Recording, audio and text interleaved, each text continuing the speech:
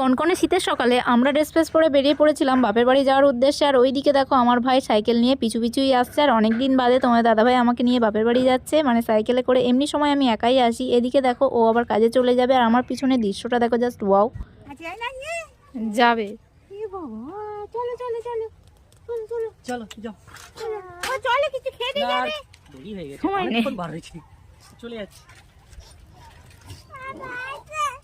হ্যাঁ খানা বল খেলবো। হামু দাও, দাও না। খামু খেতে হবে, কত খামু খেতে হবে?